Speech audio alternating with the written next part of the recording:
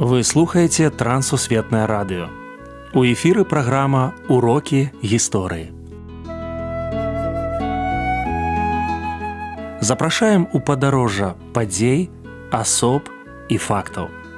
Вучыцеся разам з намі.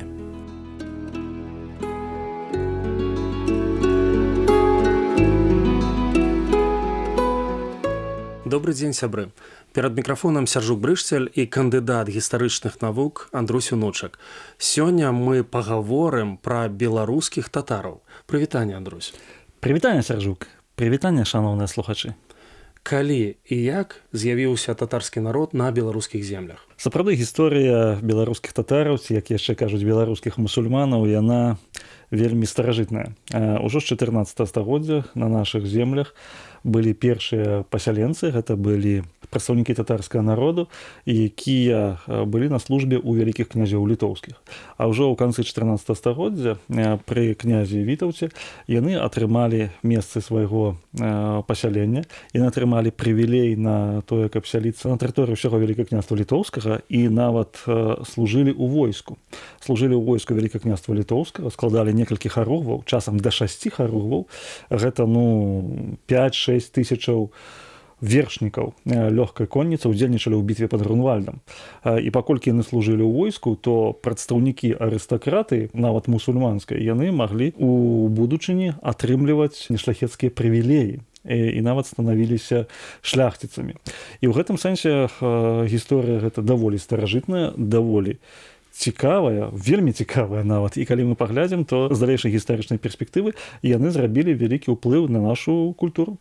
Культурныя асаблівасці татараў. Культурныя асаблівасці яны вынікаюць з рэлігійных асаблівасцяў. Мы кажам пра тое, што гэта быў мусульманскі народ. І Вялікае княства літоўскае гэта была краіна талеранцыі, там, дзе маглі жыць прадстаўнікі розных канфесіяў, нават розных рэлігіяў, як мы бачым. І яны былі тым народам, які кампактна пражываў. Лічылася, што яны вельмі добрыя вершнікі. Вось гэта іхныя такія культурныя асаблівасці. Яны жылі ў хрысціянскім асяроддзі. Некаторыя з іх пераходзілі ў хрысціянства, нават, можна сказаць, шмат хто з іх пераходзіў у хрысціянства. Аднак таксама яны мелі уласныя асаблівасці. Напрыклад, паколькі былі мусульманамі, у іх Каран гэта асноўная кніга. І вось сустракаўся Каран на некалькіх мовах, на тюркскіх мовах, на арабскай мове, гэта як мова арыгінал, на тюркскіх мовах і на беларускай мове. І нават на польскай мове. Вось усё гэта багацце, і не толькі Каран, але самыя розныя кнігі. Вось усё гэта багацце, яно склала і складае такі культурны фонд нашай краіны. Прававы статус татараў у Вялікім княстве літоўскім. Калі толькі яны пасяліліся, прававы статус быў на пэўны момант не вызначаны. Таму што лічылася, што яны будуць, як правильно сказаць, часова тут жыць на гэтай тэрыторыі, як такія, як вайсковая сіла.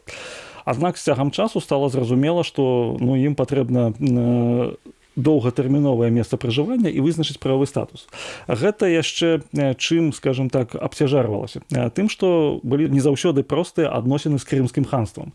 Напрыклад, у 1506 годзе знакамітая бітва пад Клецкам, калі вялікі татарскі наезд, просто вялікія татарскія сілы, яны прыйшлі аж у сэрца, дайшлі да Ліды. З Крыма да Ліды дайшлі і зрабавалі ўсё Вялікае княства літоўскае. 16 стагоддзя было складана вызначаць гэтак. Аднак вялікія князі літоўскія, яны казалі, што вось тыя татары, тыя мусульмане, якія пражываюць на нашай краіне, яны сталі на абарону Вялікага княства літоўскага. Таму мы даём ім усе прывілеі. Пакуль яны мусульмане, яны не могуць там абірацца ў сойм, яны не могуць мець такія палітычныя правы, але правы эканамічныя, правы гаспадарчыя, культурныя правы, яны цалкам забяспечаны статутамі. Але калі, напрыклад, яны прымаюць хрысціянства, то яны нават могуць, як і любы беларускі шляхціц, удзельнічаць ва ўсім палітычным жыцці. Таму вось на працягу 16 стагоддзя іх прававы статус быў удасканалены і ясна акрэслены. Месцы пражыванняў і вядомыя прадстаўнікі. У Вялікім княстве літоўскім на пачатку яшчэ пры Вітаўце гэта быў горад Трокі, вось каля Вільні. Сёння на тэрыторыі Літоўскай рэспублікі. Там было вось вялікае такое кампактнае пражыванне і татараў, і караімаў. Таксама гэта Ліда, ваколіца Ліды, гэта Клецк, Наваградак і Іўе. На сённяшні момант Іўе хіба што найбуйнейшае такое паселішча, дзе пражываюць беларускія татары. Кажучы пра найбольш славутых такіх прадстаўнікоў, мы павінны сказаць, што гэта гэта былі шэраг там ваенных кіраўнікоў у часы Вялікага княства Літоўскага. Таму што, напрыклад, у Вялікім княстве Літоўскім і не толькі ў ім былі такія уланы. Вот уланы гэта род конніцы, які вядзецца непасрэдна з беларускіх татараў. Ну, трэба гэта ведаць. Пасля запазычылі гэта і палякі, і рускія, але вось у нас нарадзіўся такая лёгкая конніца з роду канапацкіх. Вось знакаміты род канапацкіх, які даў шэраг прадстаўнікоў у вайсковай галіне. Пасля род Александровічаў. Адзін з найлепшых даследчыкаў гісторыі беларускага нацыянальнага руху пачатку 20 стагоддзя Сцяпан Хусейнавіч Александровіч. Вось ён нарадзіўся ў 1921, памёр 1986 годзе.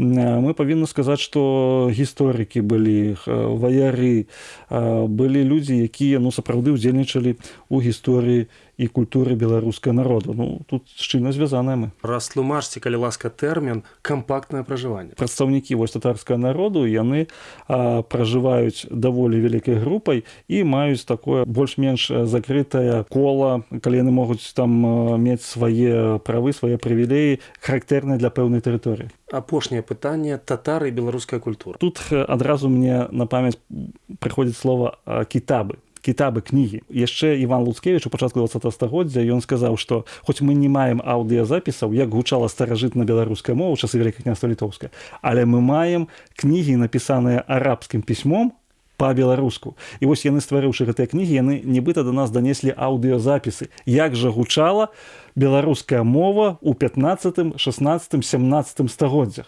І вось гэтая мова, яна вельмі падобна да сучасных. Вось гэтыя дзеканні, цеканні. Проста татары моўна асіміляваліся, хоць пісалі арабскім алфавітам, але пісалі па-беларуску. І гэта фантастычны іхны ўклад у беларускую культуру. Это тое самае, што мы бы атрымалі нейкі там аўдыёзапіс з сярэдзіны 17 стагоддзя. Гэта найкаштоўнейшая рэч.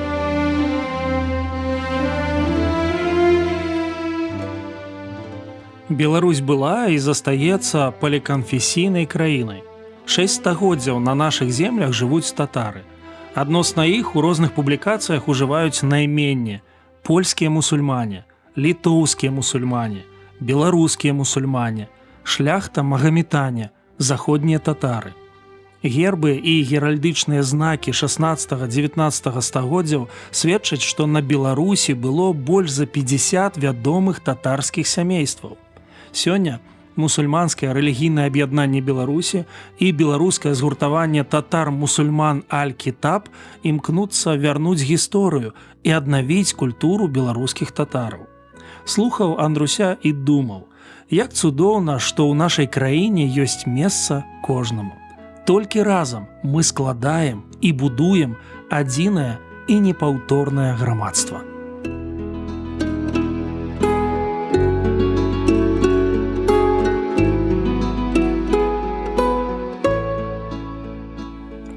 Дзякую, што далучыліся да нашага праекту.